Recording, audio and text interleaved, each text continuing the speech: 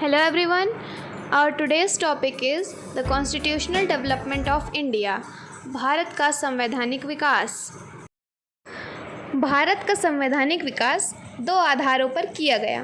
पहला east India company के अंतर्गत, दूसरा ब्रिटिश क्राउन के अंतर्गत। ईस्ट इंडिया कंपनी के अंतर्गत पहला एक्ट आता है रेगुलेटिंग एक्ट 1773, जिसमें बंगाल के गवर्नर को बंगाल का गवर्नर जनरल कहा जाने लगा। बंगाल के पहले गवर्नर जनरल बने वॉरेन हेस्टिंग्स। इसी एक्ट के तहत 1774 में कोलकाता में सुप्रीम कोर्ट की स्थापना की गई, जिसके पहले चीफ जस्टिस बने एलिजा इम्पे। सुप्रीम कोर्ट में एक मुख्य न्यायाधीश व 3 अन्य न्यायाधीश बनाए गए। इसके बाद आता है पिट्स इंडिया एक्ट 1784। इस समय ब्रिटिश के प्रधानमंत्री विलियम पिट्स थे। इसके तहत बीओसी बोर्ड ऑफ कंट्रोल और बीओडी बोर्ड ऑफ डायरेक्टर के कार्य का पृथक्करण किया गया। इसकी समाप्ति 1858 के गवर्नमेंट ऑफ इंडिया एक्ट में की गई।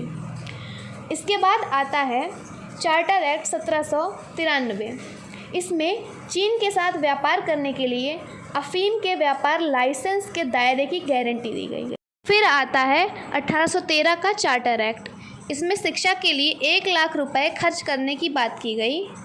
इस एक्ट के अंतर्गत चीन और चाय को छोड़कर ईस्ट इंडिया कंपनी का व्यापारिक अधिकार समाप्त कर दिया गया। इसमें ईसाई मशीनरी को धर्म प्रचार की अनुमति दी गई।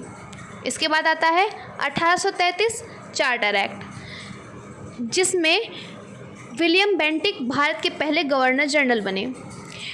ईस्ट इंडिया कंपनी का व्यापारिक अधिकार इस एक्ट के तहत पूरी तरह समाप्त कर दिया गया।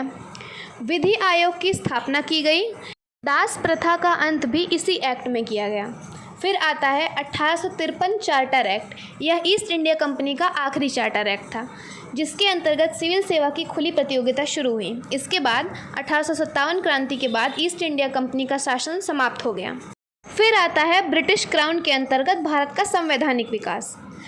ब्रिटिश क्राउन के अंतर्गत पहला अधिनियम था भारत शासन अधिनियम 1858। महारानी विक्टोरिया का पत्र, जिसे लॉर्ड कैनिंग ने 1 नवंबर 1958 में सुनाया और यह इलाहाबाद में सुनाया गया था, इसीलिए इसे इलाहाबाद घोषणा पत्र कहा गया। इस अधिनियम के अंतर्गत ईस्ट इंडिया कंपनी का शासन क्राउन के पास आ गया और गवर्नर जनरल का पद वायसरॉय के पद में परिवर्तित कर दिया गया। लॉर्ड कैनिंग भारत के पहले वायसरॉय बने और ये भारत के अंतिम गवर्नर जनरल भी थे। फिर आता है 1861 भारत शासन अधिनियम। इसके अंतर्गत विभागीय प्रणाली की स्थापना की गई। अध्यादेश जारी करने की शक्ति भी इसी अधिनियम के अंतर्गत आई। फिर आता है 1892 भारत परिषद अधिनियम। इसके अंतर्गत अप्रत्यक्ष निर्वाचन प्रणाली का उदय हुआ। फिर आता है भारत परिषद अधिनियम 1909, जिसे मार्ले मिंटो एक्ट भी कहा गया।